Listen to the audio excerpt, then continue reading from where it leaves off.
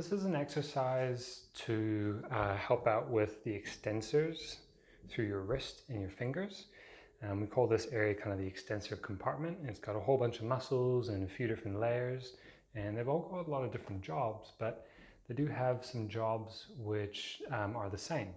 And one of them is lifting the hand up like this. And we'll explain in a different video this idea of sort of active or passive insufficiency. But what it means is if a muscle is crossing more than one joint, that maybe it can't lengthen or shorten at one joint if it's already lengthened or shortened at another joint. And if you're interested in that concept and how it might apply to training, then we're going to break it down in a different video. But how it works here is if I'm gripping something, if you try to grip with your wrist in neutral, then you're going to not have as much strength.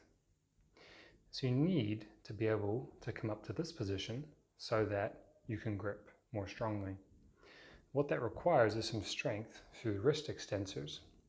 If they're getting weak or they're overworked and tired, then you're going to drift down this way.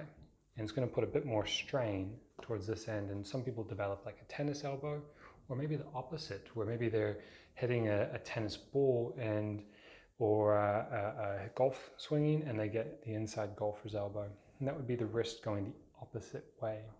So we need to be able to be competent going this way and this way while gripping strongly. And a really simple exercise is to use a dumbbell in a supported position with the elbow. So make sure that your shoulder's not hiking up this way, that you're reasonably supported. My elbow is actually pushing down into the bench for a bit of counter tension so that my lat is switched on over here. It's not relaxed. That helps me keep my shoulder down. I pull the weight up and I bring the weight down. Up and down. Very simple.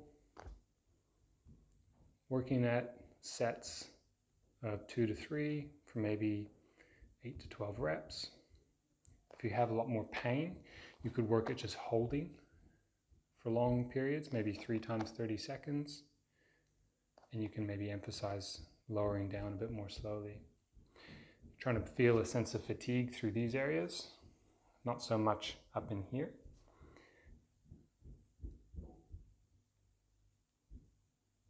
And working until you feel fatigue. Try to keep your neck relaxed, don't get the neck involved, try not to hold your breath, and work through that.